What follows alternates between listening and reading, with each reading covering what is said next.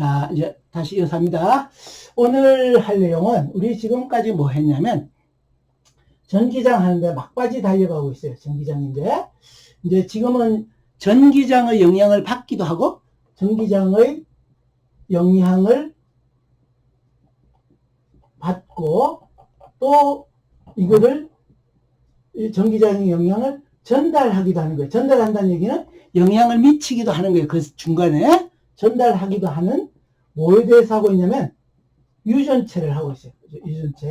그러니까 전자 부품을 만드는 구성 요소에 대해서 하고 있어요. 그죠? 그래서 여기서 핵심은 뭔가 하면 유전체가 뭔가 하면 유전체는 전하 쌍극자들의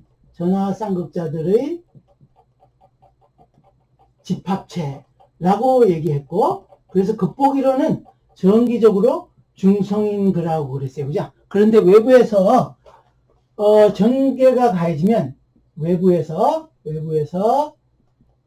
전개가 가해지면 이게 뭐가 일어난다? 내부에 분극이 일어난다. 그죠?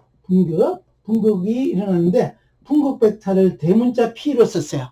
근데 이거 P는 뭔가 하면 다이폴 모멘트의 단위 최적당의 평균치라고 얘기했어요. 얘는 소문자고 얘는 대문자예요. 그래서 쿨롱포 메타의 제곱 형태로 이렇게 정의됐는데, 얘가 마치 뭐같이 작용하나 하면, 분극을 하면 이런 재료가 있는데, 이 재료가 있는데, 만약에 외부에서 이제 전기장이 가해지는데 진공 같으면, 그때 진공에는 전개가 이제 재료에 무관한 물리량이 D 벡터가 있으니까 진공에서 전기장이 D 벡터 나누기 입실론 제로에 해당하는 진공의 이 제로 벡터 같은 게 있는 거예요. 이 부분들 여러분들 혼동하는 거 있는 것 같아서 다시 보충해 주는 거예요. 그래서 근데 분극을 했더니 이 분극이 어떻게 되냐면 이제 외부에서 전개를 이렇게 가했어요. 그죠? 얘가 이 제로 같은 거라고 생각해도 좋아. 이 제로 같은 거요. 그러면 이 제로가 있는데 내부의 분극 벡터가 어떻게 작용하냐면 분극 벡터는 이런 방향으로 있어. 여기에 P 벡터로 작용해. 대문자로. 그럼 이걸 내부에서 보면 P 벡터가 이렇게 있다는 얘기는 내부적으로 보면 전개 방향이 이 방향으로 이걸로 인해서 내부에 전개가 생기는데 이 벡터의 빌트인 벡터가 이 방향으로 생겨. 컨셉으로 벡터의 방향이. 그래서 이 벡터가 있는데 이 벡터의 컨셉이 이 방향으로 생겨. 그죠? 그래서 요 내부에 해당하는 것을 이제 부호까지 반영해서 전지 크기를 반영해서 이 BI 벡터를 빼주면은 그게 실제로 내부 벡터 같이 되는 걸로 한 거예요. 그래서 이 BI 벡터를 어떻게 했냐면 요 P 벡터로 생기는 거니까 이 BI 벡터가 플러스 마이너스 때문에 막 혼동하는 것 같아요. 감소한다는 방향으로 내가 만들고 있는 중인 거예요. 마이너스. 그러니까 여러분들 생각한다고 그러면 이 BI가 이 방향으로 이 BI라고 얘기하는 게 맞겠지. 그쵸? 컨셉을 설명하는 중이란 말이에요. 부호가 그렇게 중요하지 않다고 지금. 최종적으로는 부호를 맞게 정리했으니까. 그래서 얘가 마치 우리가 어떻게 하면 되는가 하면 P 벡터 지금 계산해 놓은 거에다 입실론 제로로 나눠주면 되는 거라서 요걸 정리하니까 입실론 제로분의 D 벡터 빼기 입실론 제로분의 카이 2의 이 제로 벡터 같이 이 벡터 같이 된 거. 얘는 내가 이 제로라고 그랬지만 이 제로는 어떤 상태인가 하면 얘가 D 벡터는 그대로 있으니까 입실론 제로로만 나눠주면 되는 거니까 최종적으로는 입실론 제로분의 D를 하면 얘는 그냥 컨셉이고 입실론 제로분의 D를 하면 이때 2가 이렇게 되는 거예요. 그래서 우리가 쓸 수 있는 것은 진공 거 자꾸 가져오려고 그러지 않고 재료 내에서도 재료가 어떻든지 간에 D 벡터가 같다고 얘기했으니까 요걸 정리한 게 뭔가면 이렇게 정리한 게 이 벡터는 1 더하기 카이 2의 입실론 제로에다가 여기에다 곱한 것이 D 벡터가 돼서 이렇게 정리한 거예요. 그래서 여러분들이 오는 과정에서 요게 자꾸 마이너스다 플러스라 가지고 예민하게 하는 것 같아요. 컨셉을 정리한 거라고 생각하면 돼. 그나마 내가 빌트인 필드 가지고 설명하는 텍스트북들이 잘 없어요. 여러분들이 이걸 형상화해서 시각적으로 느끼라고 직관적으로 느끼라고 이렇게 도입한 거니까 이렇게 따라오면 돼. 그래서 이제 결론적으로는 입실론에다가 요게 입실론 R이 되는 거죠, 그죠? 그래서 내부 최종적으로는 요 내부에서 유전체 내에서 이 벡터는 뭐예요? D 벡터에다가 뭐로 나눈 거예요? 입실론 제로 입실론 R분의 1로 나눠준 거니까 만약에 유전체에 전하쌍극장 하나도 없으면 얘가 1일 거니까 진공회사하고 같고 그게 뭐예요? 입실론 이 벡터의 제로가 되는 거고 유전체면은 입실론 R이 클수록 전개세기가 약한 거죠. 속에 전하쌍극자가 많이 있어도 상쇄시키는 형태로 줄을 서니까. 그죠? 그렇게 이해하면 돼요. 자, 그러면 오늘은 뭘 하려고 하냐면, 이쪽에다 쓸까요? 오늘은 이제 이 유전체들이, 우리 전자부품을 만들다 보면, 유전체가 적층되어 있는 경우, 유전체의 적층 구조가 대체로 전자부품으로 사용되는 거예요. 전자부품. 그런데 요거하고 유사한 일을 뭘 했냐면 참고로 뭘 했냐면 유전체하고 전극으로 사용되는 도체에 대한 것은 경계조건이라는 해석으로 해서 경계조건을 했어요. 그건 언제 했냐면 도체 특성 가지고 설명을 하고 도체 특성을 반영해서 유전체하고 도체 사이의 전기장의 경계조건이었던 거였어요. 근데 지금 봤듯이 유전체가 적층되어 있는 구조가 다양하게 만난단 말이에요. 전자부품이 뭐 캐패시터도 그렇고 그 다음에 D램도 그렇고 M램도 그렇고 뭐 전자부품 대부분 다 거기서 M램은 다른 M램이에요. 자, 그래서 안 들은 용어니까 그냥 못 들은 척 하세요. 그래서 여기에 유전체 부품에서 전기장의 경계조건을 할 거예요. 경계조건에 대해서 할 거예요. 그러면 전자부품을 만들 준비가 다 된 거지. 전기 부품을 만들어.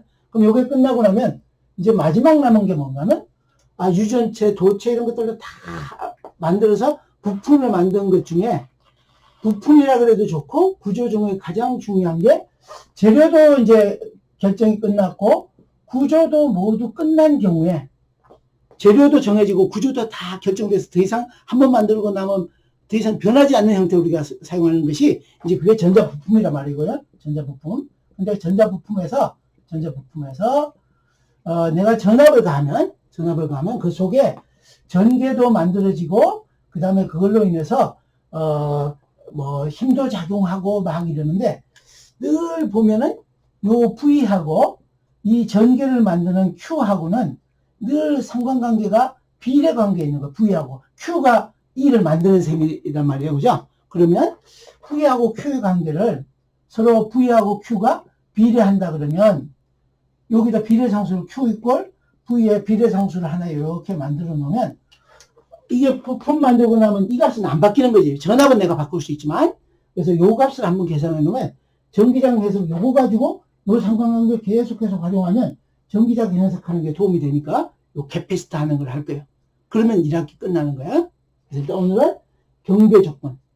이것도 자주 여러분들 외부에 나가면 유전체 경계면의 전기장에 대한 경계조건을 구하라 이렇게 되는데 그것도 중요하지만 이 경계조건 나중에 2학기에 맥스웰 방정식 가지고 전자기파가 전파되는 거에 또 써먹어야 돼. 그래서 지금 당장 여기서 하지만 이어서 전자부품을 이용하거나 설계하거나 할 때는 반드시 이걸 결정해야 되는 거라서 이해하고 있어야 돼서 지금 다루는 거예요. 그래서 오늘은 요거하고 이렇게 캐패시터, 여기 캐패시터죠. 캐패시터에 대한 걸 들어가면 거의 끝날 것 같아. 자, 오늘 종강은 못해. 최소한 다음 주 월요일은 강의를 해야 돼. 자, 지우고. 여러분들이 이거 따라올 때는 도체하고 유전체 사이의 경계 조건을 구할 때 어떤 방식으로 구했는지를 보는 거예요. 왜 경계 조건을 해야 되냐면 우리 지금 봤듯이 유전체는 외부에서 전기장을 가면 유전체가 어떤 유전체인가에 따라 재료가 뭔가에 따라서 전기장에 대한 반응이 달라지잖아. 그죠?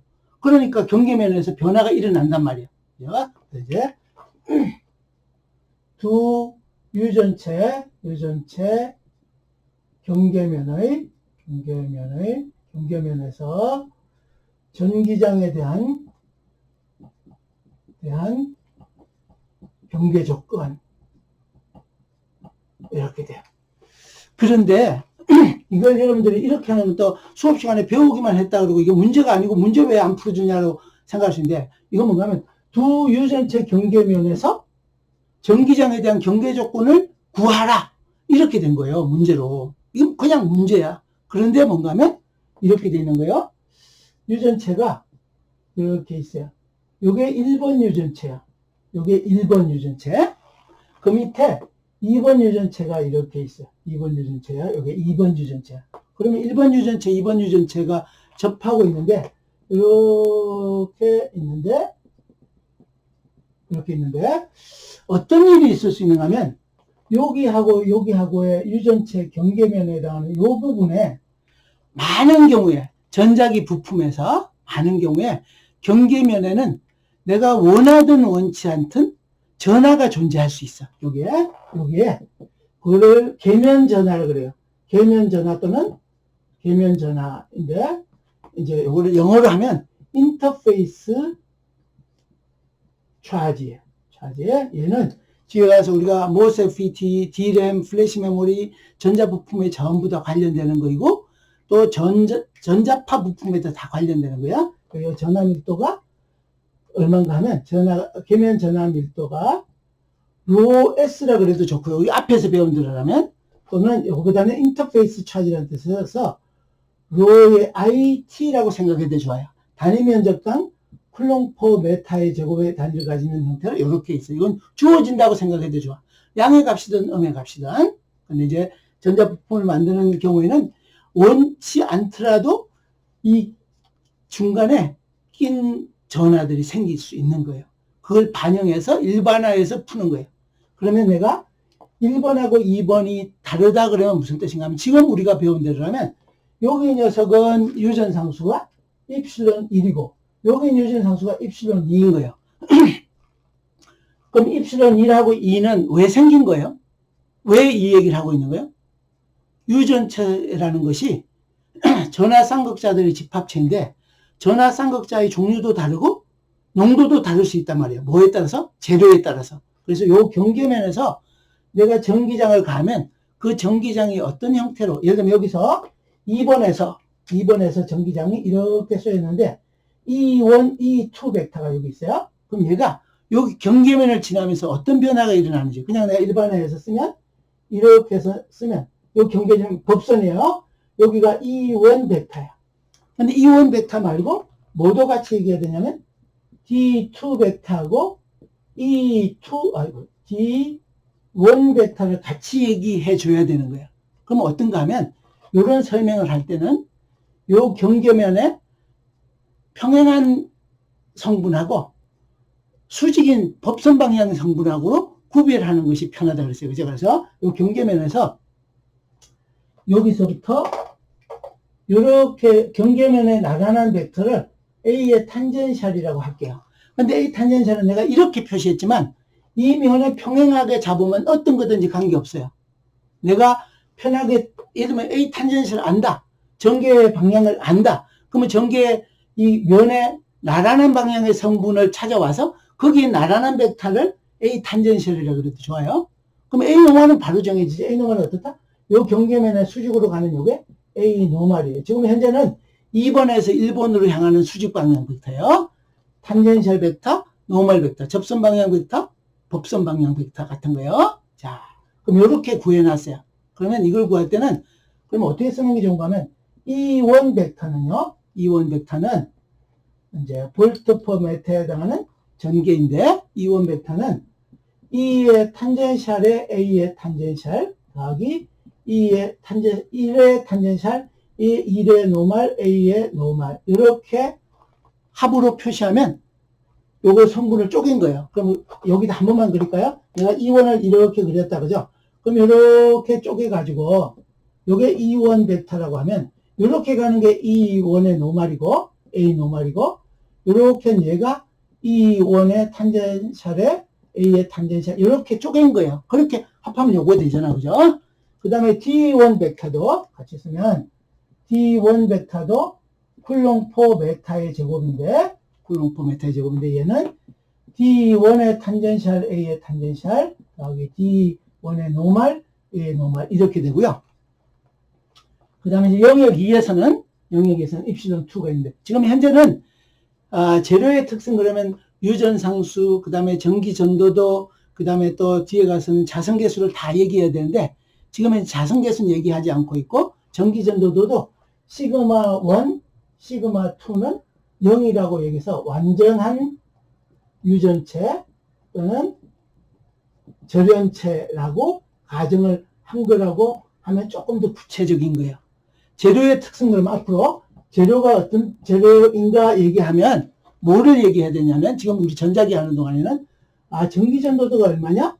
오음의 역수에다가 단위 길이당 같이 돼 있고, 그 다음에 입실론이 페르 퍼 메타당 얼마 있냐? 그 다음에 유전상수에다가 자성계수 헬리 퍼 메타가 어떻게 되느냐, 이렇게 얘기해야 되는데, 지금 현재는 뭐만 들여다보고 있는가 하면 유전상수만 보고 있어요. 전기장에 대한 반응하는 거. 근데 이동하는 전기전도도, 전류 형성하는 거는 지금 빼놓고 얘기하고 있어요.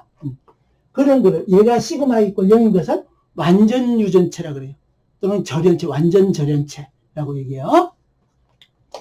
그러면 이제 영역 2에서의 전기장하고 등가 전하밀도 또는 전성밀도도 여기다 적으면 E2 벡터도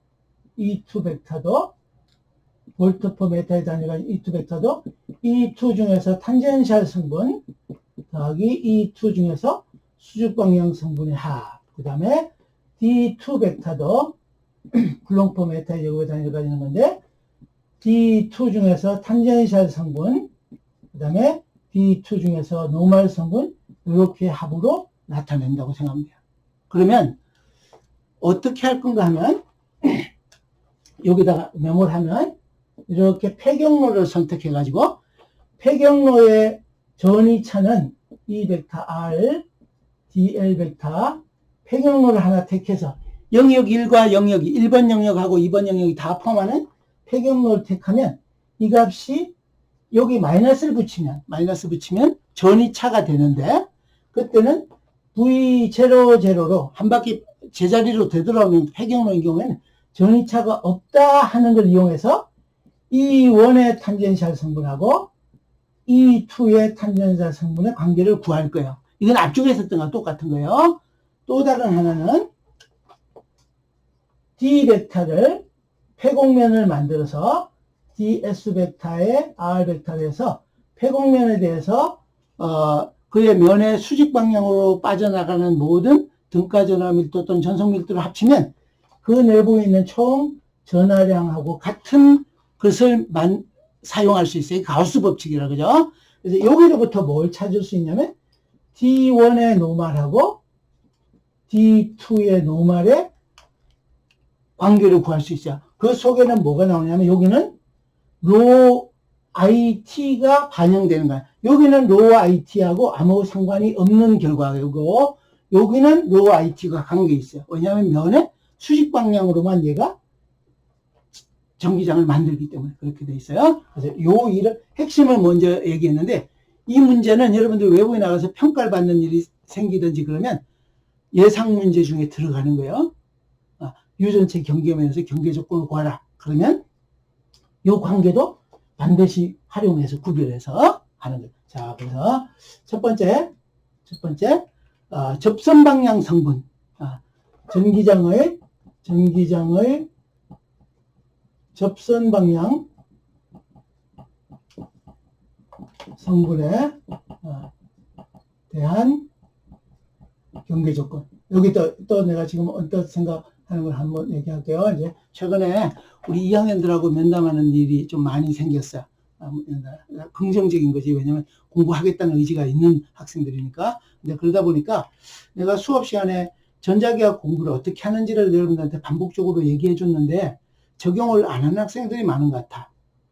근데 그 방법은 내가 다른 책하고 달리 교재의 머리말 서문에 가면 일부러 요약을 해놨어요. 얘까지 들어서.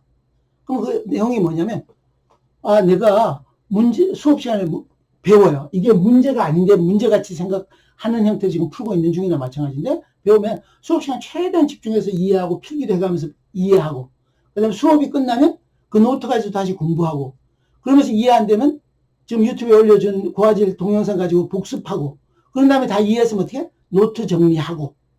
그 다음에 노트 정리한 다음에 또 내가 이해를 확인하려면 어떻게? 노트를 듣고 문제라고 생각하고 풀어보라 그랬잖아요. 그죠?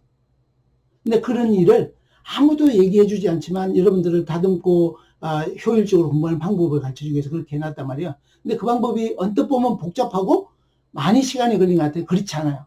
그거를 한두 번 해보면 요령도 생기고 공부 방법도 터득하게 돼서 전자기하기 즐거워질 수 있어요.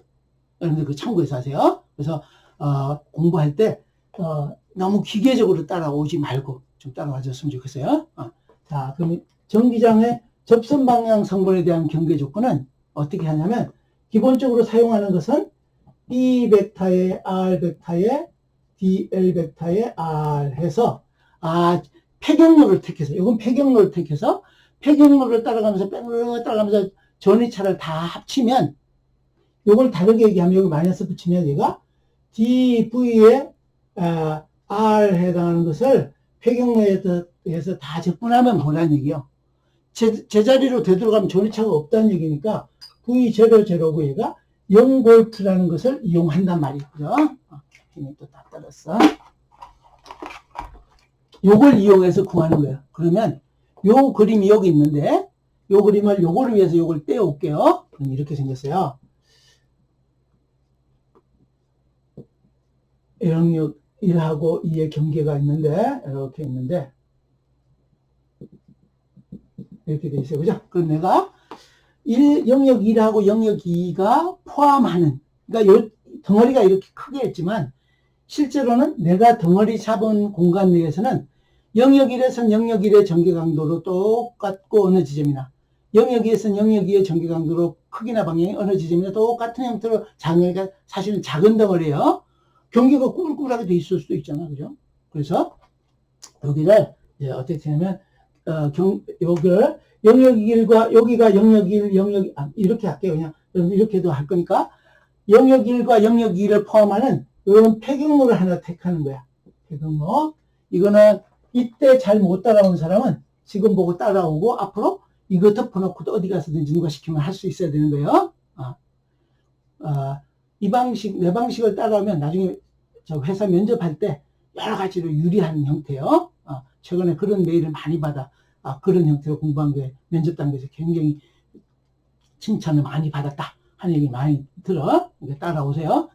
전자기학에서는 그 정도까지는 내가 얘기해 주지 못하는데 반도체에서는 특히 더 그래. 자, 이렇게 경로를 잡았어요. 그러면 여기 영역이 2가 입실론2가 있는 영역은 입실론1이 있는 영역이고 요 영역의 전개 강도가 E1 벡터고 요 영역의 전개 강도 E2 벡터예요. 그죠?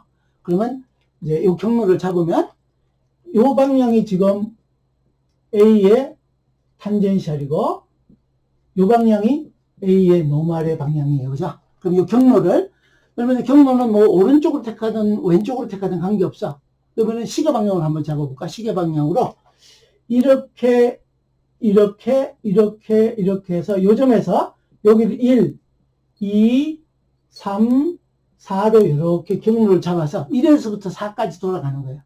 1에서부터 4까지. 그런데 경계에서 재료가 바뀌기 때문에 요 점을 A점이라고 잡고 경계가 되는 요 점을 B점이라고 잡아서 해서 하나도 생략 안 하고 할 거예요. 그 대신에 요 길이가 요 접선 방향의 길이를 그냥 임의로 L이라고 할게요. L의 구간의 길이는 내가 지금 잡은 요 구간 내에서는 전개 강도가 영역 1에서는 영역 1도로 일정하고 영역 2에서는 영역 2도로 일정한 형태로 잡은 정도로 작은 거라고 생각하면 돼요. 요 위에도 H1 요 아래쪽에 두걸 H2 이렇게 잡을게요. 이번에 H1, H2를 또 나눴어 내가. 아주 일반화하느라고. 그러면 이렇게 돼요. 여기 마이너스 있으니까 내가 마이너스에서 DV 뺀 건요 마이너스 속에내면 똑같은 거예요. 그죠? 그래서 그냥 마이너스 0이니까 마이너스를 붙이나 안 붙이나 똑같으니까 인티그럴에 E 벡터에 R 위치에 따라서 전기가 영역 1하고 영역이 다르니까 R을 붙인 거예요. 경로에 따라서 경로가 또 방향에 따라서 위치에 따라서 방향도 바뀌고 그 다음에 크기도 전개하고 작용하는 게 달라지니까 자 이렇게 하면 이제 이걸 구별할게요. 얘는 A에서 1로 갈게요. A에서 A부터 시작할게요. A부터 A까지 올게요. A에서 1로 가는 E 벡터의 R 벡터의 DL 벡터. 요 이후부터는 여기 구간만 쓸게요. 그 다음에 그럴 수 있을까 내 마음에. 이것도 지울게요. 더하기 1에서 2로 가는 E 벡터의 R DL 벡터 R 이렇게 돼요. 그죠? DL 벡터. 그 다음에 2에서 다시 2에서 B로 가는 E 벡터 R 벡터 DL 벡터 이렇게 돼요. 그럼 내가 얘기했듯이 여기 A에서 1로 갈 때나 1에서 2로 갈 때 또 2에서 B로 갈 때는 어느 영역이나 전개는 뭐야? E1 어느 지점이나 다 똑같아요. 그죠? 그죠? 전개는 어느 지점이나 경로만 다른 거예요. 그죠? 그 다음에 더하기를 인티그럴 그럼 B에서 3으로 가는 E 벡터 R 벡터 DL 벡터 내가 이렇게 구별된 우줄은 어떻게 영역 1이고 아래줄은 영역 2예요. 더하기 너무 자세히 해주는 것 같아서 내가 가끔 갈등할 때는 지금도 너무 자세해. 조금 빨리 가볼게요. B에서 3으로 갔고 3에서 4로 갔어요. 그죠? 4로 E 벡터에 R 벡터에 DL 벡터에 R 더하기 4에서 A로 갔어요. E 벡터에 R 벡터에 DL 벡터 이렇게 생겼어요. 이렇게. 자, 그러면 먼저 얘하고요. 얘하고를 보면요. 얘하고를 보면 얘는 얘 E1이고 얘도 E1이에요. 그죠? 그런데 경로도 같은 DL인 건데 영역 1에서 경로인데 적분 방향이 어떻게 되면 얘는 A에서 1로 가는 거예요. A에서 1로. 예를 들면 0에서부터 플러스 H1까지 가는 적분이에요.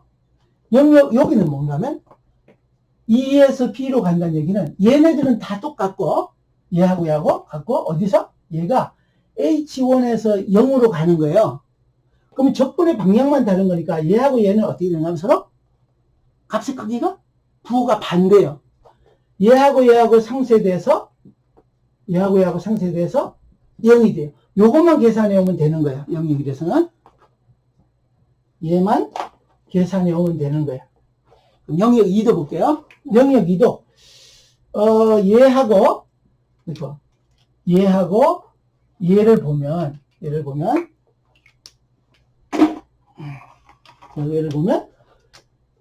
얘도 영역 2의 E2고 얘도 영역 2의 E2고요. 영역 2에서 경로 똑같은 DL 벡터야. DL이에요. 거기다 뭐야? 적분만 B에서 3으로 가는 건 어디로 가는 거예요? 0에서부터 마이너스 H2로 가는 거고 얘는 마이너스 H2에서 0으로 가는 적분이에요. 그죠? 그럼 이 두 개는 어떻게 된다? 똑같은 걸 적분하는데 방향만 반대를 하는 거라서 상쇄돼서 얘도 0이에요. 그럼 뭐만 남겨 있어요? 요것만 남겨 있어요. 자, 그러면 여기를 쓸까? 여기서 써볼게요. 여기 조금 빈 공간. 그러면 1에서 2로 가는 것부터 해볼게요. 인티그럴 그래도 자세히 해주는 거예요. 1에서 2로 가는 E 벡터의 R 벡터 DL 벡터인데요. DL 벡터 R 벡터인데 요 E 벡터는 뭔가는 E1 벡터야. 그죠? E1 벡터. 요 DL 벡터는요. DL 벡터는 1에서 2로 가는 동안에 요렇게 가는 거예요. 그죠? 요렇게 그죠? 그러면 요걸 만약에 이쪽 축을 X축이라고 하면 DX에다가 AX에다가 요거 이제 AX가 뭔가 하면 A의 탄젠셜인 거예요. 그죠? A의 탄젠셜. 그러면 얘는 뭐가 빨리 이렇게 되면은 1에서 2로 가는 동안에 X로는 0에서부터 L로 가는 거야. 여기를 0이라고 잡으면 0에서부터 L까지 가는데 E1 벡터에다가 뭘 하냐면 DXA의 탄젠셜을 곱한 게 되는 거예요. 그죠? 도트 프로덕트. 그럼 얘가 하는 역할이 뭐예요? 도트 프로덕트. 그 중에서 탄젠셜 컴포넌트만 빼오는 거지. 그죠? 그럼 얘는 어떻게 되냐면 인티그럴 0에서부터 L까지 E1 탄젠셜만 빠지고 DX 이렇게 되는 거니까 얘는 얼마인가 하면 이 원 탄젠셜에다 길이 L이 되는 거예요. 요 항, 청색으로 한 요 항의 적분의 값은 결과가 요렇게 나와요. 요걸 갖고 오니까 이 원 탄젠셜 L이에요. 그 다음에 그러면 요거 구별해 놓고 인티그럴 3에서부터 4로 가는 이 벡터의 R 벡터를 따라오세요. 이렇게 자세하는 이유는 하나도 생략하지 않고 가서 여러분들이 논리적으로 잘 따라가는 훈련을 하느라고 자세히 한 번 더 하는 거예요. 어떻게 보면 경계 조건은 물리에서는 안 배웠죠. 우리가 지금 처음 하는 거죠, 그죠? 그래서 조금 더 자세히 해주려고 그래요. DL 벡터의 R 벡터예요. 그럼 여기서는 요 벡터가 뭔가 하면 E2 벡터야. E2 벡터. 근데 얘도 어느 방향인가 하면 이 방향으로 가는 거니까 X축 방향 성분만 있어요. 얘도 DX의 AX 방향인데 AX 방향이 지금 A의 탄젠셜 벡터의 방향에 음으로 가는 셈인 거예요. 근데 음으로 가는 것은 어디서 반영되냐면 여기서 반영되는 거예요. 3에서 적분 구간에서 어디서? 0에서부터 마이너스 H까지. 그럼 이렇게 돼요. 얘는 얘 탄젠셜이 들어가면 E2 중에서 뭐만 빨아내는 거야? E2의 탄젠셜만, 그죠? 그럼 인티그럴 0에서부터 마이너스 H까지 E2의 탄젠셜만 도트 프로덕트에서 빨려 나오고, 도트 프로덕트는 같은 방향 성분이 얼마인지 빼야 된다고 했으니까 dx 이렇게 된단 말이에요, 그죠? 그럼 얘는 뭐냐? 마이너스 2의 탄젠셜에다가 L 이렇게 되는 거지. 그죠? 그럼 이제 다 했어요.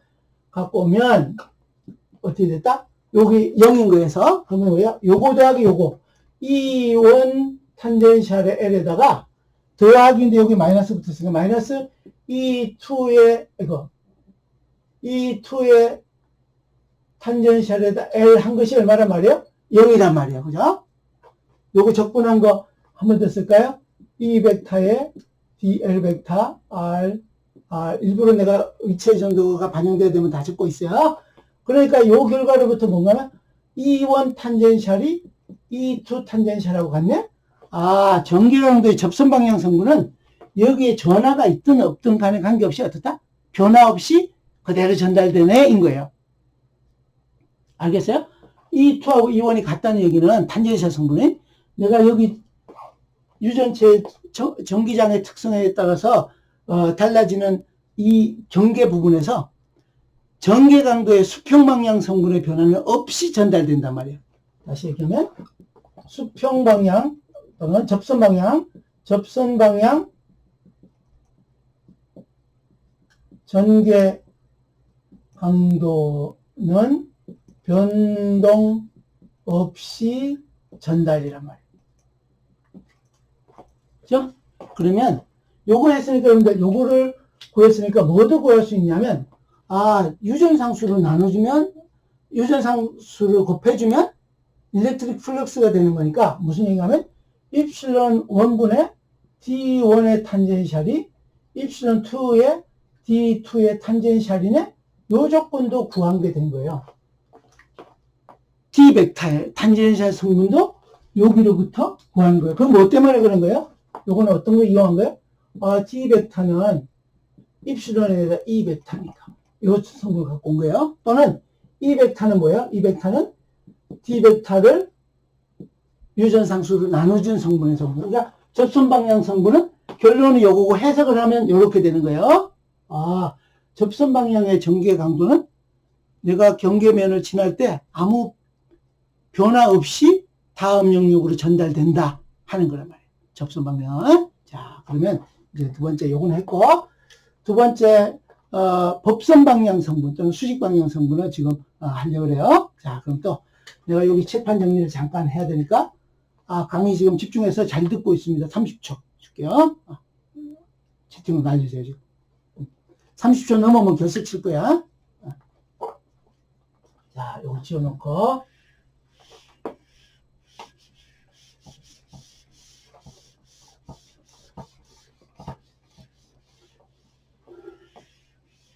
이것도 지울게요. 자, 다시 두 번째 법선이라고 하는 게 낫겠죠. 법선 또는 수직 방향 전기장에 대한 경계 조건이요. 자, 그러면 얘는 여기에 이제 이렇게 영역이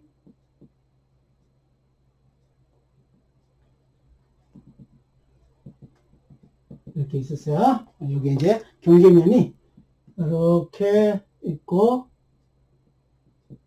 이렇게 있어서 여기에 표기한 대로 로 S 또는 로 IT 쿨롱 퍼 메타의 제곱에 해당하는 경계면 전하가 있어요.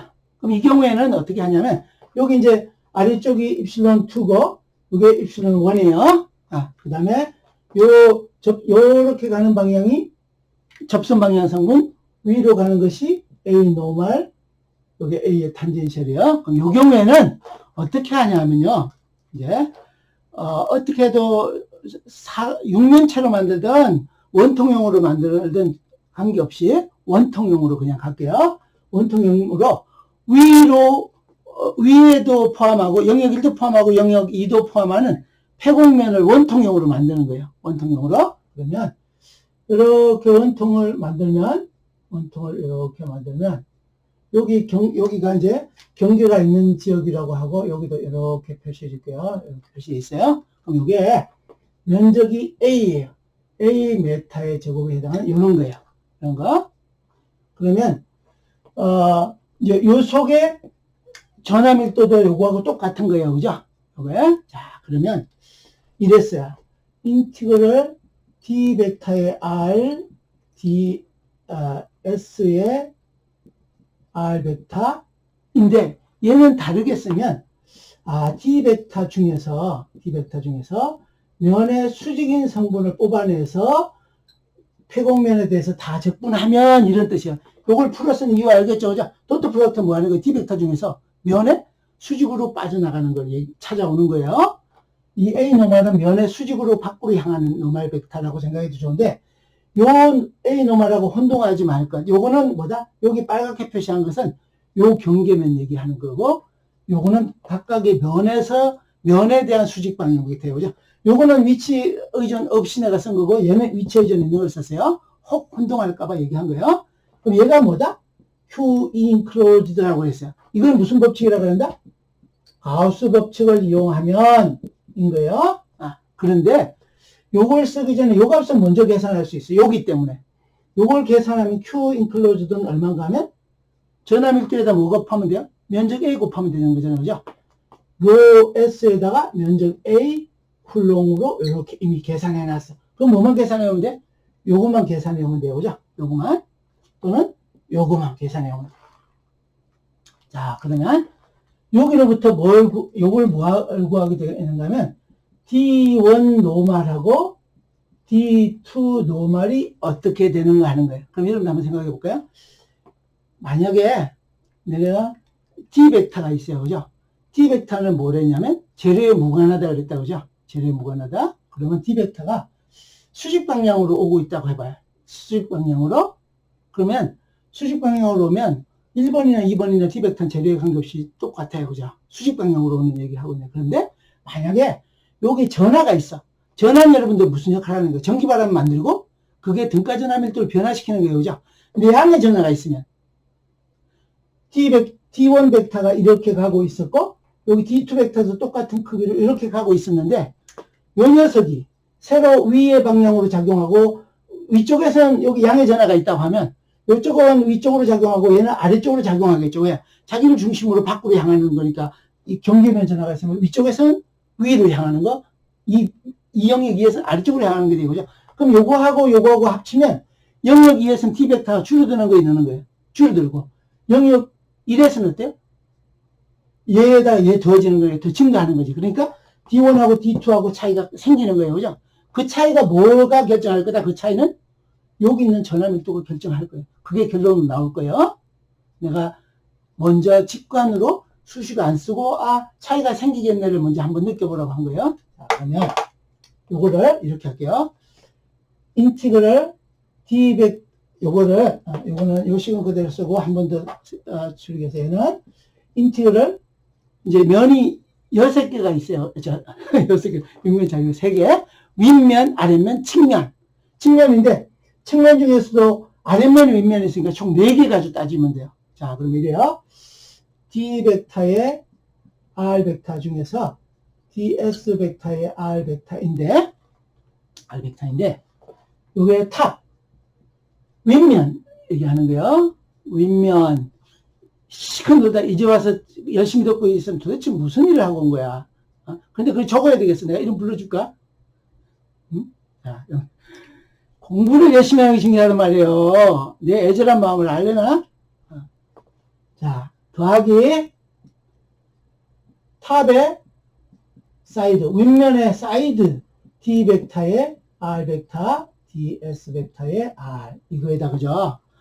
더하기 이제 인티그럴 D 벡터의 R에 DS 벡터의 R 중에서 얘는 바텀이에요. 바텀 아랫면 그 다음에 더하기를 인티그럴 D 벡터의 R 벡터의 DS 벡터의 R에다가 바텀의 아래쪽의 측면 요 뺑 들어가면서 원통 측면이에요. 바텀 사이드를 계산하는 거예요. 먼저 요거부터 한번 해볼게요. 이거 하는 게 더 쉬울 텐데 그래도 치우는 일을 하려고 요거부터 먼저 해볼게요. 얘는요, 탑 사이드는요, 1번 영역에서는 요 D 벡터는 다 뭔가 하면 D1 벡터야, 그죠? D1 벡터. 그런데요, DSR은 이름을 한번 생각해보면 DSR은 요 측면이에요, 그죠? 측면을 위에서 동그라미를 그리면 측면을 이렇게 생긴 건데 여기가 지금 D1R이 여기 있어. 그런데 이게 위에서 본 거예요. 위에서 봐서 여기가 지금 저 차지가 여기 가운데 이렇게 있는 건데 A 노멀은 요쪽 측면에서는 A 노멀이 요렇게 가고 있고요. A 노멀에 R이 요렇게 가고 있고 요 반대편 180도 반대편에서는 A 노멀이 요렇게 가고 있어요. 그죠? 얘하고 반대로. 근데 요 영역하고 요 지점하고 D 벡터는 모두 어떤 거? D1이에요. 그죠? 근데 도트 플라토에서 빼오는 것이 서로 반대 방향이야. 그러면 요거하고 여기 거하고 여기도 D1 벡터 R이니까 적분하면 얘하고 합치면 뭐가 될 거예요? 상쇄돼서 0이잖아. 반대로 가고 있으니까. 그죠? 그럼 이 측면을 모두 다 합치면 전부 측면에는 대각선으로 가는 성분들이 상쇄돼 가지고 전부 다 없어지는 거예요. 그러니까 요거는 뭐가 0이어서든지 두께가 0이어서가 아니고 어떻다? 요거하고 요거를 A 노멀 벡터가 상쇄되는 형태로 방향이 따로 있어서 상쇄라는 얘기는 서로 반대 방향으로 가서 없어진다는 얘기예요. 상쇄돼서 얘는 0이에요. 요 두 번째 적분. 여기도 똑같은 일인데 여기서는 뭔가 D1R 대신 D2R이에요. 얘도 상쇄돼서 0이에요. 그러면 내가 0, 0 했으니까 뭐 구하면 되는가 하면 요것하고 요것만 구하면 되잖아. 그죠? 요거 구하는 일을 하는 거예요. 자, 그럼 이래요. 이제 이것도 지워도 되겠다. 자. 경계 조건도 이렇다니까요. 설명을 하면서 하니까. 그러니까 시험장에 가면 여러분들이 이것보다 훨씬 시간이 적게 걸려야 되는 거지. 나는 말로 하면서 하는 거 여러분 적기만 하는 거고 어디 가서 평가를 받은 거죠. 핵심을 파악한 상태에서. 그럼 요거 탑하고 바텀만 하면 되는 거예요. 그죠? 자, 탑하고 바텀만 이렇게 하는데 여기 탑이에요. 그죠? 요 아래쪽이 이렇게 되는 얘가 바텀이에요. 이렇게 되는 거예요. 그죠? 그러면 A 노멀에 탑은 뭐하고 같은가 하면 요게 지금 A 노멀이 어디로 가고 있냐면 요렇게 가는 A 노멀의 R이에요. 요게 탑이에요. 그죠? 탑. A 노멀의 탑은 A 노멀의 탑 여기 같으면 요렇게 가는 건데 요건 뭐하고 같아? 우리가 경계면하고 나가는 요 A 노멀하고 같단 말이에요. 그죠? A 노멀하고. 그러면서 여기서는 탑에서는 D 벡터는 뭔가 하면 D의 원 벡터예요. 그죠? 그러면 여기다가 인티그럴 D 벡터의 R 벡터의 DS 벡터의 탑은 뭐가 되는가 하면 요거 갖고 오면요. 갖고 오면 T1의 노멀에다가 ds의 인티그럴 탑 이렇게 되는 거예요. A 노멀을 빼니까 노멀만 빠져나와서 그럼 뭐가 돼? T1n 곱하기 면적 A가 되는 거야. 요거는. 그 다음에 바텀 쪽은 이제 녹색으로 할까? 여기는 A 노멀이 어느 방향으로 가는가 하면 A 노멀의 바텀은 어느 방향에? 원래 우리가 정해놓은 A 노멀 방향에 반대 방향이야. 음의 방향이야. 그죠? 근데 요 구간에 D 벡터는 뭐예요? 요 구간에 D 벡터는 D2 벡터예요. 그죠? D2 벡터. 그러니까 인티그럴 바텀에 D 벡터의 R ds 벡터를 하면 얘는 D2 벡터의 노멀이 빨려 나오고 앞에 마이너스가 붙고 해서 바텀에 ds를 계산해 오면 얘는 마이너스 D2 노멀에 A 이렇게 된단 말이에요. 그죠? 그럼 다 했어요. 아까 이제 이걸 정리하니까 인티그럴의 D 벡터의 R 벡터의 ds 벡터를 다 적분했더니 두 항만 남았는데 두 항이 D1 노멀의 A 빼기 D2 노멀의 A 이꼴 뭐였냐면 Q enclosed가 QENC가 여기 로 S의 면적 A가 됐어요. 그러면 A 날리면 뭐가 된다? D1의 노멀하고 D2의 노멀은 차이가 정확히 뭐다? 거기 있는 등가 전함, 여기 계면에 전함밀도하고 관내가 되는 거예요. 그럼 다르게 얘기하면 계면에 전하가 없으면 등가 전함밀도 수직방향 성분의 변화가 없이 전달된다인 거예요. 그죠? 요거 알겠죠? 그죠? 이거? 근데 이걸 뭐라고 설명했어요? 내가 미리 얘기를. 이게 전하가 없으면 수직방향 성분이 재료에 관계없이 그대로니까 전달되는데, 만약에 여기 계면 전하가 있으면 어떻다? 계면을 중심으로 해서 자기를 중심으로 해서 밖으로 수직방향으로 뿜어내는 일 같이 작용하니까 위쪽에서는 위로 작용, 아래쪽은 아래 작용하는 거니까 D 벡터의 변화가 딱 그만큼 생긴단 말이에요. 여러분들 무한 면전하가 만드는 등가 전함밀도 계산했었죠? 가우스 법칙 가지고, 그죠? 2분의 로 S, 마이너스 2분의 로 S 이렇게 했잖아요. 그죠? 그래서 이제 요게 결론인 거예요. 그럼 요거 가지고 뭐도 할 수 있냐면, 노멀 방향은, 등가 전함밀도는 이런데, 전개는 입실론 1에다가 E1의 노멀하고, 입실론 2의 E2의 노멀하고 하면, 로 S가 같은 것도 만족하겠네를 같이 생각해야 돼요. 요게 경계 조건이에요. 조건. 그래서 이제, 유전체 경계면에서, 여러분들이 핵심은 뭔가 하면, 수평 방향의 전개는, 그러니까, 이걸 다 지울까요? 예를 들면, 말로 하면 이래요. 유전체 경계면에서, 접선 방향은 어떤가 하면, 접선 방향은, 기본적으로 뭐다? D 벡터는 입실론의 E 벡터라는 것을 활용하게 될 거다. 이걸 염두에 두고, 접선 방향은 어떻게 하면 되는가 하면, E 벡터에 DA 벡터를 해서 한 바퀴 뺑 돌려서 원위치로 오면 전위차가 0 것을 이용하는데, 그때 계산했더니 어떻다?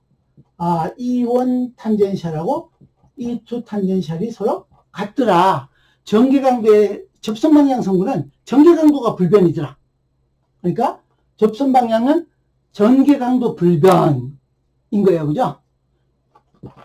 접선 방향을 내가 너무 걱정을 하는 것 같아요. 여러분들 어떻게 하니? 방향의 전개강도 또는 이 사이에 있는 전하가, 계면 전하가 어떤 부호든 어떤 양이든 관계없이 불변. 이게 핵심인 거예요. 그 다음에 법선 또는 수직방향 성분은, 수직방향은 어떻게 계산해 오냐면, 가우스 법칙 가지고 계산해 오는데, QENC 가지고 계산하는데, 했더니 어떠더라? T1의 노멀에서 D2의 노말을 빼면 그게 이제 왜냐하면 등가전화 밀도라는 게 뭐였어요? 전기장을 만드는 전하가 있으면 걔를 마치 가상적으로 잘게 갈아서 뿌리는 것 같은 거잖아요. 사방팔방으로, 그죠? 위와 아래로. 옆으로 뿌리는 건 옆에 거 하고 서로 상쇄해서 위로 가거나 아래로 가는 것밖에 안 남으니까. 그죠? D1, 2, D2, T의 차이가 정확히 뭐가 되는 거다? 그 사이에 계면에 있는 전하 밀도하고 같아진다 하는 게 핵심이란 말이야. 그러니까, 수직 방향은 요 식이, 등가 전하 밀도의 변화가 곧 뭐만큼 생기는 거다? 계면 전하 밀도만큼 생기는 거다, 인 거예요.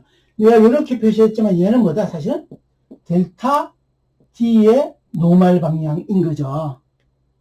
그죠? 그것이 얼마만큼 생긴다? 계면에 있는 전하 밀도만큼 생기는 거예요. 자, 그러면 이제 유전체 경계 조건까지 다 끝냈어요. 다 끝내서 이제 어디로 가냐면 오늘은 시간이 한 12분 정도 남았어서 도입부까지만 해야 될 것 같은데 이제 캐패시터 들어가는 일이에요. 막바지로 달려가는 거예요. 자, 이거 다 정리해줬다, 그죠? 이게 한 번 더 정리해줬어요. 쉽죠? 근데 내가 할 때는 관람하니까 쉬울 수 있어요. 근데 덮어놓고 하면 또 다른 느낌이야. 또 한번 해보는 방법은요. 2번, 1번으로 해도 돼. 영역을 위를 2를 하고 아래를 2를 해서 해보는 것도 여러분들이 훈련하는 좋은 방법이에요. 그죠? 한번 해보세요. 위를 2, 아래를 1로 해서 그 대신에 A 탄젠셜하고 A 노멀은 위로 가는 걸 A 노멀, 아래로 가는 A 탄젠셜에도 똑같은 거지. 한번 해보세요. 자, 뭐 지우고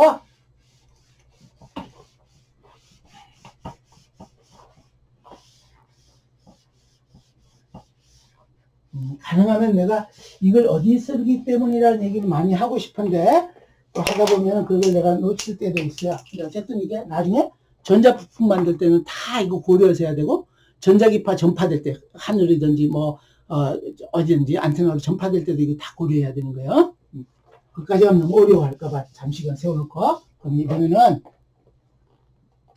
뭘 하냐면 캐패시터하고 캐패시터라고 하는 한거하고 and 캐패시턴스예요. 이제 요거 용어가 좀 애매해서 내가 책을 쓸 때도 요 용어 때문에 많이 고민했는데 그래서 이거는 조금 나아요. 근데 이게 이제 많이 그냥 사용하는 용어 최근에는 그냥 한글로 캐패시터라고 얘기하는 걸로 써요. 그러니까 일종의 요거는 뭐의 의미냐면 부품의 의미로 쓰는 거예요. 부품, 저항, 인덕터, 레지스터, 캐패시터 같은 거예요. 그런데 한글로 돼 있는 거에는 축전기라고 돼 있게 돼요. 축전기. 전하를 축적하고 있는 거예요. 배터리나 마찬가지예요. 배터리예요. 배터리. 배터리 축전기요.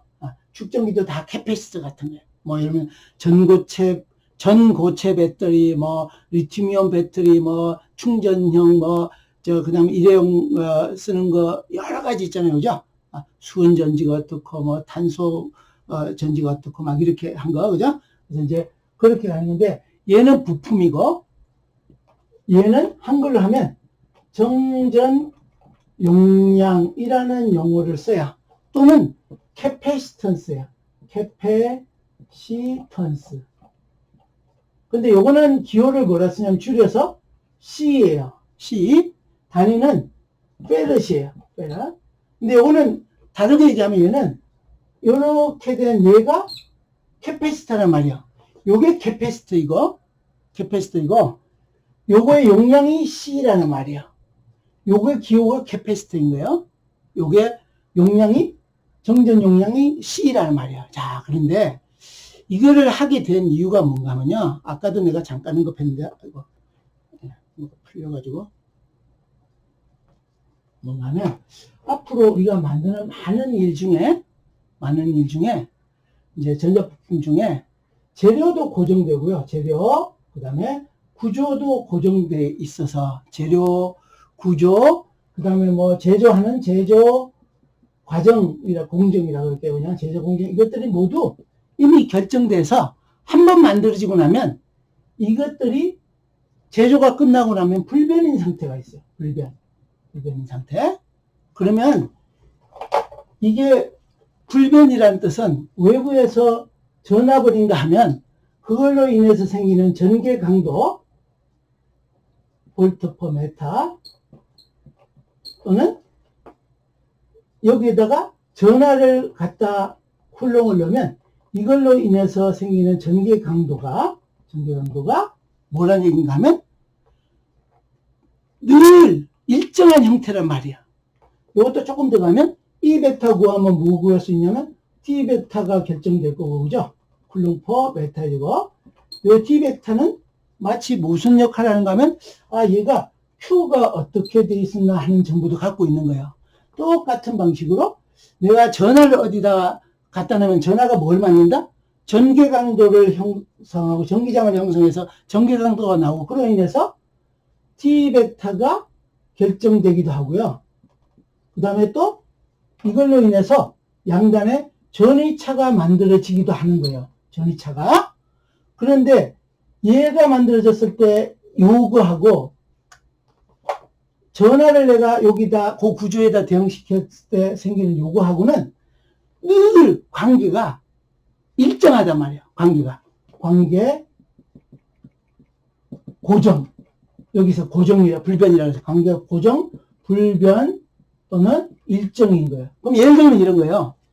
이래요. 여기에 이렇게 생긴 도체판이 있어요. 여기 도체판 M1이에요. 도체판.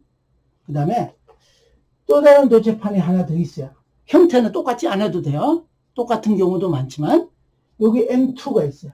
M2가 있는데 여기 사이에 유전체가 이렇게 끼어 있어요. 이렇게 유전체가 이렇게 끼어 있어요. 이렇게 앞에 보이는 대로 이렇게 끼어 있어요. 그러면 여기 양단에 내가 전압을 가한다는 얘기가 요 얘기고요. 여기에 전하를 갖다 놓는다는 얘기가, 여기가 양의 전하를 갖다 놓고 요 반대편에는 똑같은 크기의 음의 전하를 갖다 놨을 경우에 여기 양단에 최종적으로 요 양단에 V0가 형성된다는 얘기예요. 또는 V0를 내가 여기다 가하면 마치 거기에 생성된 전기장이 여기에 전하가 있는 것 같이 보이도록 형성된단 말이에요. 그럼 얘가 어떤가 비례하는데 Q라는 것이 V에 비례하기도 하고 또는 V가 Q에 비례하기도 하는 거예요. 근데 얘 Q나 V는 뭐가 외부에서 인가한 전압이나 그걸로 인해서 만들어진 양이에요. 그래서 그럼 V라고 얘기하면 뭔가 하면 Q가 V에 비례한다고 하면 V에 비례한다고 그랬으니까 그 비례 상수는 뭐가 결정할 건가 하면 얘네들이 다 결정할 거예요. 그죠? 외부에서 인가한 거 뺀 나머지. 그러니까 여기에 이렇게 비례 상수를 C라고 만들면 얘가 뭐가 결정하는가 하면 재료나 구조, 그 다음에 제조 공정에서 결정되는 이런 것들로 결정되니까 요거 한 번만 계산해 놓으면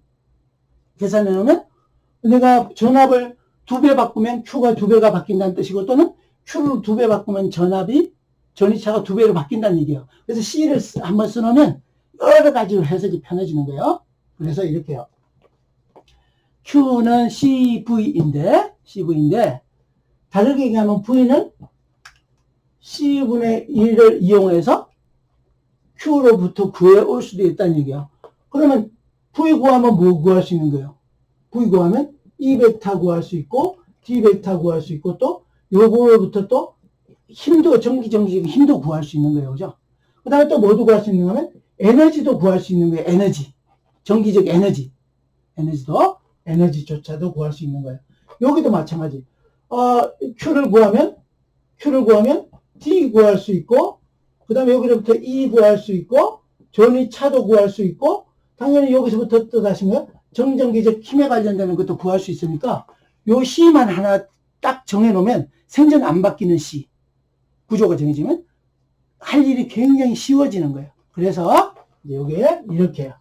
그럼 어떻게 정해져 있냐면, C는 캐패시턴스, 캐패시티의 정전 용량, 캐패시턴스는 이게 이제 C가 우리는 그냥 캐패시터 같이 얘기하지만 이 관계가 뭐에 관련되는가 하면 그냥 캐패시터 우리가 얘기하는 우리 전자 부품으로 얘기하는 캐패시터, 그 다음에 DRAM, 그 다음에 플래시 메모리, 그 다음에 시스템 LSI용 MOSFET, 그 다음에 디지털용 MOSFET, 모든 게 여기 관련되는 거예요. 이 모든 것이. 그 다음에 PN 다이오드도 마찬가지. PN 다이오드, 그 다음에 솔라셀이나 광소에 관련 전부 다 이거에 대한 걸 잘 알고 있어야지 내가 디지털 로직에서 RC 딜레이도 할 수 있고 여러 가지로. 그러니까 이거는 아날로그뿐만 아니고 디지털 로직, 그 다음에 에너지 저장용 안 쓰이는 데가 없는 거니까 개념을 잘 알고 있었단 말이에요. 그럼 어떻게 정의되냐면 얘는 여기 있는 거 똑같은 거 C는 내가 요 구조가 정해져 있으면 Q0 나누기 V0인 거예요. 전압하고 전하량의 비인데 얘는 구조가 정해지면 어떻다? 일정한 값이에요. 지금 현재 우리가 다루고 있는 것은. 근데 가끔은 전압에 바뀔 수도 있어요. 그거는 이제 난리니어 소자, 그건 또 어드밴스드 레벨을 해야 되는데, 우리는 어떤 전압, 한 전압에 대해서 같이 얘기하면 돼요. V0분의 Q0로 정의되어 있는 게, 이게 약속이에요. 이거 페르시로 단위를 얘기하는데, 실제 단위는 어떤 거다? 쿨롱을 뭘로 나눈 걸 페르시라고 정한 셈인가 하면, 볼트로 나눈 거예요. 그러면, 요걸 조금 다루면 이래요. 앞으로 이제, 이 캐패시터 구하는 문제는, 예상 문제, 전자기하기 시험 문제로 들어가면 반드시 나오는 문제예요. 근데 나오는 유형이 꼭 정해 있으니까 몇 가지만 알면 돼요. 그래서 어떻게 할 건가 하면, 자, 이것도 잠시 치우고, 이제 이렇게, 앞으로 우리가 캐패시터를 구하라. 이러한 구조의 정전 용량을 구하라. 이런 문제가 될 수도 있고요. 그럼 이제 구해야지. 그 대신에 어떤가 하면 우리가 공학적인 설계자로 사용할 경우, 설계자로 될 때는, 내가 요즘 휴대폰에 들어가는 캐패시터를 만들어야 될 수도 있어요. 그죠? 휴대폰에. 그러면 휴대폰에 들어가려고 하면 어떻게 돼요? 소형 경량으로 만들어야 된단 말이에요. 그죠? 소형 경량으로 만들려면 어떤 선택을 할 수 있는지가 이런 과정을 통해서 이해해야 된단 말이에요. 키우려고 그러면 어떻게 되고, 줄이려고 그러면 어떻게 되고. 그러니까 이걸 모두 재료나 구조나 제조 공정을 통해서 바꿀 수 있는 입장에서 소형 경량화하는 것, 또는 대용량으로 만들어야 되는 경우도 있고, 또 가끔은 소용량화를 해야 되는 경우도 있는 거예요. 소용량화. 이러려고 그러면 내가 어떻게 해야 되는지를 해야 되는 거예요. 그래서 이제 이런 문제들을 위해서 할 때 이제 캐패시터 문제를 푸는 중요한 방법이 뭔가 하면, 캐패시터 문제를 푸는 두 가지 접근. 이제 다음 시간에 이거 할 거예요. 1번이 뭔가 하면, 이제 구조가 정해진 거예요. 다른 거 다 정해졌어요. 그럼 어떻게 하냐면, 아는 값으로 V0를 셋하는 거예요. 요 양단에 내가 전압을 먼저 가는 거예요. 이건 아는 값이 되는 거예요. 셋이 됐다는 얘기는 아는 값이라는 얘기예요. 그런 다음에 V0로부터 E 벡터를 구하는 거예요. E 벡터. 그 다음에 E 벡터 구한 다음에 뭐 구하냐면 D 벡터를 구할 수 있어요. D 벡터를. 그러면 D 벡터를 구하면 Q는 어떻게 하면 되는가 하면 D 벡터에다가 DS 벡터를 해서 구하면 되는 거니까, 요렇게 해서 C 이꼴 V0분의 Q0를 할게요. 곧 V0분의 인티그럴, 요거는 클로즈드 인티그럴 아니에요. 요거는 클로즈드 인티그럴 아니에요. 요건 그냥 인티그럴이에요. D 벡터의 DS로 계산해오는 방법이 첫 번째 방법이에요. 두 번째 방법은 이제 끝낼게 1분 안에. 두 번째 방법은 여기 양단에 Q를 셋하는 거예요. 양의 전화하고 음의 전화가 똑같은 크기로 반대 부호를 가진 거예요. 셋 Q0. 그럼 이 값은 안다는 뜻이에요. 그럼 이걸로부터 D 벡터를 구할 수 있어요. Q0로부터. D 벡터를 구하고, 그럼 뭐 구할 수 있냐면 E 벡터도 구할 수 있어. 그럼 거기로부터 전이차 V0는 인티그럴 M1에서부터 M2까지 E 벡터에 R 벡터에 DL 벡터를 해서 절대값 구해온다고 생각해서 V0를 구하면 돼요. 그런 다음에 어떻게 하면 되는가 하면 C 이꼴 알고 있는 Q0 나누기 지금 뭐든 V0니까 Q0 나누기 인티그럴 마이너스 M1에서 M2로 E 벡터 DL 벡터 이렇게 찾아오서 하면 돼요. 이거 내가 일부러 중요한 걸 요약해 줬어요.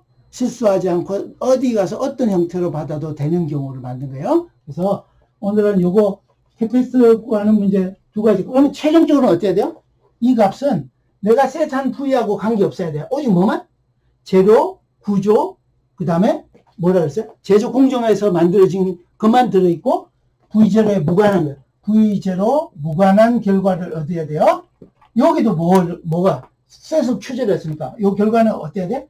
Q0에 무관한 결과를 얻어야 돼요. 그게 점검하는 한 방법이기도 한 거예요.